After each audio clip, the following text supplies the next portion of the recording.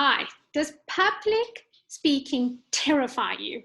It is said that the fear is worse than death. And today we're going to be chatting to Jacques de Villiers to help you overcome that fear of public speaking, especially if you're an author.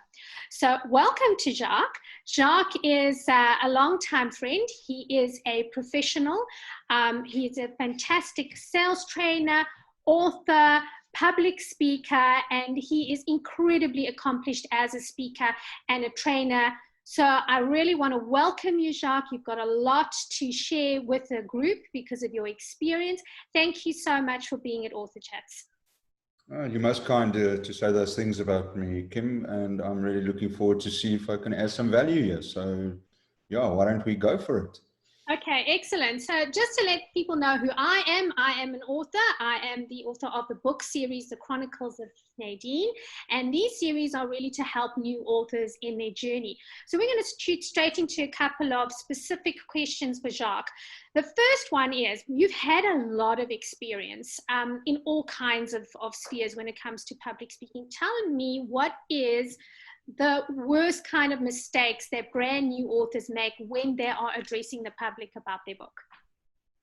Okay, so the first mistake is that most authors don't want to address the public.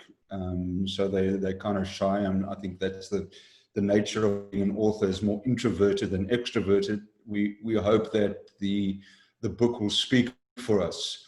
So the tips I'm going to give are, I suppose, for authors or for anybody. But the trick is is preparation. It's there was a guy going to Carnegie Hall, and so this beggar said, "How do you get to Carnegie Hall?" And he says, "Practice, man, practice." And that's really like writing your book. You've done all the practice, you've done the hours. You have to do that with speaking. So so for most authors, you're trying to build a brand. So you can't hide behind the book, because unfortunately it's not like in what was that movie, Field of Dreams, where he said, if you build it, they'll come. Nobody's coming. We, as authors, we have to get good at marketing. And in fact, I would go so far as we have to be better marketers and branders than actual authors, just to get our books out there. So, but now we have this work of art, and you might as well become good at it. So how do you do it? Well, most of us probably have some kind of book launch. I don't know with COVID anymore if we're going to have book launches, but we'll probably have Zoom book launches and what have you. But you still have to engage, because people want to engage with you, and then they'll buy your book, especially new authors, if they don't know who you are. I mean, if you're a James Patterson or somebody like that, obviously you have a following, but you have to create the brand yourself. So what are some of the mistakes we make? Well, firstly is we don't practice. Secondly is we don't have a plan. Funny enough, with our books, we have a plan. We map it out. We plan as in not pantsers, but when it comes to speaking, we kind of pantsers. We just go with the flow. But you should really have some kind of objective when you go out there. So it's the whole Stephen Covey thing, put the end in mind. And if you know you've got 20 minutes, if you know you've got an hour, then figure out what it is. And particularly in with a book, I know it sounds mercenary, but the whole point of the exercise is to sell your book. So don't be coy about it and ashamed of it, or try and slip it in like a ninja. If people come to your book launch, that's what they're there to buy the book. So you want to make it as intriguing and exciting as possible for them when you're speaking, when you're being interviewed by the person that's running the book launch, or when you speak on Zoom, because this is also a platform that we're going to be using. People want to know a bit more about the author and how the author's mind works, because I think it's almost behind the curtain. We like to look at behind the curtain. What was the process of writing? What was your story? I mean, as authors, as human beings, we've only got a couple of themes. We've got rising from the ashes, the phoenix, the hero's journey, and of course we've got going through the crucible and being turned into something stronger. So those are, so people are interested in authors, and almost as much as people are interested in people who speak, because you know what, to be an author is not an easy thing. As you know, it's quite a, it is a solitary pursuit, and you need a strong support team to keep you going, and you need quite a lot of willpower to keep yourself glued to the seat. So people want to buy somebody that's interesting. So you can't be a shrinking violet when you're marketing your book. You almost need to be more expressive than you normally would be. So what can I recommend? Practice. And the only way you can do it is by messing it up, is go out there and talk, mess it up, go out and talk, mess it up until you become good at it. So that's how the practice works. So you're trying to connect with the audience, but at the end you want to sell your book. So the trick is to, you know, to mention the book. And like any marketing, you have to have a call to action. Okay, my book is over there, please go and buy it. So-and-so is there. You know, so look at the goal of your talk. So everything is a performance, because even if you're sitting selling your books at a bookstore in some fair, you want to create a performance so that people will buy your book and not your competitors, because there's a lot of books coming for their attention. How do you get their attention? And so it's just marketing. You know, how do you get their attention? So I'd always have some kind of plan, and with any speech, it says an opening. You know, so well, with even look at a speech like your book. Most books are some kind of, especially non-fiction, or an argument. So you create an argument. What is my argument? And then you defend the argument through your writing. Your speech is the same. You create a question, an argument, and then you defend it, and then you protect that speech with logic, with emotion, and just talking about emotion. You know, people are more hooked by emotion, obviously, than by logic. So, you know, if you get the heart first, the head will follow quite soon afterwards. So that's why you do book branding, and your cover is important, and all of those things. So what I suppose in a roundabout way, say, don't be a shrinking violet. Understand why you are there. You are there to sell your book, in terms of speaking, because you've gone to spend money on your design, your typesetting, printing the book, all of that. Speaking and publicity is just the next piece. In fact, writing the book is quite easy relative to selling the book, because there you've got to go out and put yourself out, and for most speakers it's not their natural thing. All the basics: have some kind of vocal variety, get some kind of excitement into your voice, you know when to pause, know when to use longer words, when to be quiet. But all of those can only come with practice. And when you're out there, just remember that people are rooting for you to succeed. They're not rooting for you to fail. So don't think this is a test of that you're going to crash and burn. It. People that come to your book launch that engage with you generally want you to succeed. So that's always a good thing in speaking. Very few people want you to fail. So people are on your side. So just talk like you would normally talk to a friend. Because what you want to do is connect with one person. And if you can connect with one person, you can connect with a lot of people. So the other trick is... ask you a question then, because it's one thing to say connect as if you're connecting with one person. But sometimes when people are in a room and they see a whole sea of faces in front of them, they freeze and the words just don't come. And all of a sudden, from being an intelligent writer, you actually now sound like a grade naught kid staring at all of the kids in the playground and terrified that something is going to happen. How do you manage that fear? How do people turn it back to just like talking to one person when obviously it's not just one person in the room?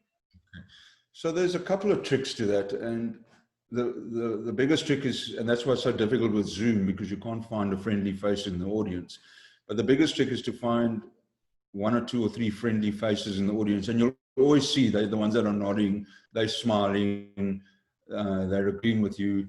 So you feed off those, so you can focus your eye contact on those people, and then you feel like you're having a conversation. So you try and find them across the room, not just in one spot. Otherwise, you're going to stick your eyes in one spot. So always find a friendly face, and there's always a friendly face. Unfortunately, there's also someone that's always on the cell phone, which is quite distracting, and they make you feel that they're not interested in your talk. But just discount those people and look for the friendly faces, even if you have to set it up. So get your friends and your family to sit around, and they will be smiling, and they'll be your support club, because that gives you the confidence. So that's how I do it. I look for a friendly face, and there's always a friendly face in the room. And you can actually gauge by those people's reaction, how other people are reacting. So you don't have to look around the whole room. So if you're connecting with those people, you're probably connecting with most of them. So that's how I would do that. And just remember, people have come to hear you. You're the authority. You also have power. You're not there as a second-class citizen, or you're there to add value, and you must. And that's the trick, is that you need to understand that you're somebody of value, and people have come out to listen to you. So clearly, something has intrigued them. So be magnificent and be valuable and be a teacher, because that's what people are coming there to. Yeah. So you in that moment are actually the authority figure. You're the teacher. So act like a teacher, stand in your power, and take, don't be a shrinking violet. That's all I'm trying to say is, if I can use a biblical term, take your bush, your light from under the bushel, and let it shine. And, because in South Africa in particular, we are, possibly our Calvinist nature and our British colonial nature, but we don't like to boast or be boastful, so we try to underplay everything. And that's fine in certain circumstances, but when you're selling your book, you're a salesperson at that time. So be the best you can be, and make it a craft. There's another author that I interviewed recently, and on his Facebook page, he actually said a really great comment: fear doesn't pay school fees. So getting out there and getting your brand known as an author actually is not just a nice to do, it's actually incredibly critically important at this juncture, where a lot of people are having to look at extra streams of income, where that book that you thought was going to be a hobby is actually now your bread and butter line. Jacques, I've got another question to ask. I know that you write a lot of bios for people, and for some reason, authors can write a wonderful, elaborate story with world building and all of that, but then when they have to write about themselves, they freeze. What are the essentials when it comes to writing your bio? What does it have to have? When is it too much? How many words? Do you have some tips for authors on that? Yeah, I do. So let me just contextualize what a bio is, because if you talk to an author about a bio, they think it's a biography. So it's not a whole book. It is normally your About Us page on your website, or your sheet that you send out with your details. It's kind of your blurb, your back of the cover about the author. But obviously in a book, it's a lot less. You can't really talk too much about that. And then also, if you're on LinkedIn and Facebook and all these social media, you need some kind of persona. So that's your bio. On LinkedIn, you're allowed 2,000 characters, so it's around about 400 words that you can use. And the bio is different to a sales pitch. So, you're trying to sell your book, but you also want people to know about you as a person. So what's quirky about you? What are your foibles? What is leading you to do this work that you do? And so people always want to go behind the curtain, and that's the bio is an opportunity for them to see what really makes you tick. You don't have to put your personal details on. there's a fine line between therapy and marketing and being out there, but you can be, and as an author, people probably expect you to be a bit eccentric, you know, so you can be a bit left of center and a bit more out there. So what are tips for buyers? Is normally to introduce yourself, so that people can find out something else about you that they probably wouldn't know on your marketing page, you know, your public persona. So, I mean, you can use anything. You can, and normally you'll find a hook that's a metaphor for your life. So I run, for example, so I often weave that into all my journey stories. So running is something, but it could be cooking, it could be whatever makes you tick, and that'll help people find out more about you. But even in your bio, there's a cell. So like, I'm not saying go and look at my bio, but I talk about philosophy and my father, which sounds like I've got daddy issues, and I use Freud and all of that stuff, which gets people to read it, because I think what train wreck is happening here.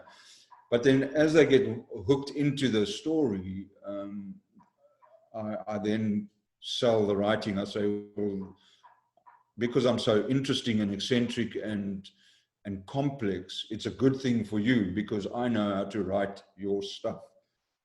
And then that's how I turn it into a bit of a sell, and that works well. And you're right. People find, I find it very difficult to write about myself because I think of our culture, we don't want to be boastful, you know, and when I do an exercise, think about all the negative things about you and the positive. Most of us come up with more negative because that's how we are wired to look for the negative stuff. So it's often better to get somebody else to write it, but it's really just an indication of your self-esteem. So it's a good exercise to write yourself in the positive, to map out what are your positives, what are your gifts that you can give to the world, what is your value to the world. And if you do that exercise, it's actually quite liberating, because you realize that you're not junk. You weren't created for nothing. You were created for a purpose, and your purpose is whatever the purpose is, to inspire people through your story, and what have you. So it's a good exercise to actually do a bit of a go into your past and figure out where are the good spots, because we mostly figure about the negative of our lives, but think about where you've done some awesome stuff, and all of us have done awesome stuff. So for me, the strength of bio writing, for doing it yourself, it's actually more an exercise in figuring out your humanity and your place in the world. And it also is a good place to start with what will you stand for, and who do you want to deal with, what kind of clients do you want, and who don't you want, who do you want to discourage from being in your life. So a bio writing exercise for yourself. I always encourage my clients to write it themselves. So what I do is I have a big questionnaire, so it's more an exercise in figuring out, what am I going to be like in the next 10 years? What do I want my brand to look like? If I were my own coach or managing director, how would I see me right now? Would I hire me? Would I pat me on the back at the end of the day and say, that was a job well done today? Or would I fire me? So I like to do a dissociative exercise where I become the boss of this person. So I don't look at me as Jacques, I look at Jacques the employee. I look at Jacques the writer, Jacques the father. And how would I then gauge myself on that? So bio writing exercise is a fabulous way to get clarity. So I highly recommend that you do it yourself. You can always find someone like myself to nuance it and finesse it, but you do have to go through the process yourself. Jacques, when we chatted earlier, and you said you might have a resource that the audience can download in the description at the bottom. So just tell us a little bit about what that's going to be. Yeah, so basically it's if I can remember correctly, it's 6 steps of how to write your bio and your LinkedIn profile. So it's really a brief 2-pager, but it'll give you thinking points. and if you want, I can also put in the questionnaire I send out to people, because that kind of incorporates that. So it's, you're probably going to have to write your, probably 1,000 to 5,000 words just to figure out stuff. But it's a good exercise. So I will get that to you, and then you can link it to Dropbox or wherever you want to. Super. Thanks so much for that, Jacques. It really helps, particularly for someone like me. I like to have figures. I don't like to work it out all by myself. So I like to have a checklist. And I think that there are a significant number of authors that also enjoy that. Now, let's talk about your book, What If Hollywood Doesn't Call? Please tell us about that. The title is so intriguing. Okay, so it's called What If Hollywood Doesn't Call? A Fractured Monk's Guide to Enlightenment. So for those of the people that know me, I spent 3 years on and off in a Sufi retreat where I literally spent time working on me. As I say to people, you are the job. So I was the job and I'm still the job. That's the whole point of this exercise. And it's 117 vignettes on my thoughts, what I experienced, some of my perceptions. So it would be definitely in the spiritual genre. And it gets some good reviews. So it does connect at a soul level. And that was, I never had an intention to write it. It's just, I was led to write it. And sometimes when I read it, I go, did I say that? Maybe I was channeling, and that's fine. So that's what the book, but it's had some good reviews. It's totally off brand to my business. So it's more the spiritual aspect of my life, which is what drives me to do the work I do in any case. And so that's the book. It's a short book. It's about 62,000 words. No, well, it's exactly 62,000 words. I counted it.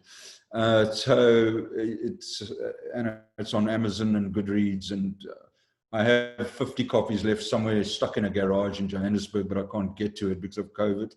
Maybe one day I'll go back to Joburg. I'm sitting in Noordhoek at the moment, and I'll go and scratch it out of the box and either sell it or give it to some friends. But my sales on Amazon have been quite good. I think I need to change my pricing structure. I think it's a bit cheap. So I need to go and charge like a grown-up and maybe put the price up. But every now and then, not that I need validation, but it kind of validates why I'm kind of doing this journey, because when you get someone popping a note and saying, "Oh, thank you very much. That was an awesome insight." So that's what the book's about, my journey. Okay, so whoever is looking for Jacques' book, you don't have to scratch in his garage, because we will be putting the link at the bottom over here that you can buy it on Amazon. So yes, when you go and you scratch it out, then there are going to be a couple of people who are watching this who probably want to have a signed copy of the book. Jacques, if people want to reach you for your other professional services, you do ghostwriting, or just give everyone all the different kinds of services that you can offer to authors and how they can get hold of you. All right. So just briefly, so I write memoirs for other people, but obviously if it's an author, you're hopefully going to be writing your own stuff. So how I can help you is I can help you with building your brand in terms of your LinkedIn profile, in terms of your bio, in terms of who is it you want to put out in the world? What is the message and what is the persona that you're trying to attract to buy your book? So I'm very good at the strategy of that. And then we write the messaging to attract those kind of people to buy your book. So that's the first thing.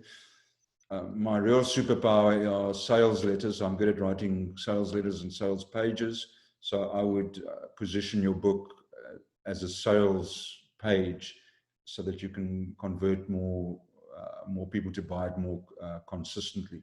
So, and I do the things that most salespeople don't want to do. I'm the one that sells the stuff, because most artists don't really want to sully themselves with selling our art. We think our art should speak for itself and should sell itself. But as I said, in the field of dreams, if you build it, they will come. It doesn't really work like that in real life. In real life, you as the author are responsible for marketing that book if you want to have it sold. So how can you find me? It's very easy. JacquesDevilliers.co.za would be the website. I'm well represented on social media. If you just type in my name in Google, you'll probably find me on the top. So I'm not hard to find. So if you really want to find me, you'll track me down. And I'm very happy to engage with you. And Kim, thank you for this opportunity to be able to showcase, I suppose, what I can do in this brief time. So I do appreciate the opportunity. Oh, it's really been great connecting with you, Jacques. With COVID-19, we haven't really had the opportunity to connect, and with some of our favorite book hangouts closing down over COVID-19, I think it's even more difficult to connect. So thanks. I really appreciate you being here. You know, from the authors that have watched the author chats, there are a couple of little nuggets that people have picked up and just given them the encouragement that you're not alone. I mean, I write generally from 3 o'clock until 7 o'clock in the morning, and I do my research at that time as well, but not everyone can do that. So these little chats where authors like yourself can share special things for, you know, for authors to glean from, it just really makes a big difference. So thank you, and you have a super day until next time. Thanks everyone for watching. Soon we're going to have some really great content from Evan Haas, who is the founder of Story Origin, which is a terrific platform to be able to build your newsletter database, which is absolutely critical for your business. So I will let you know as soon as that video comes up, and please do subscribe and put in any comments. If you've got comments for Jacques, we'll make sure he gets them and then he can address those for you. Thanks so much, and bye for now. Bye-bye.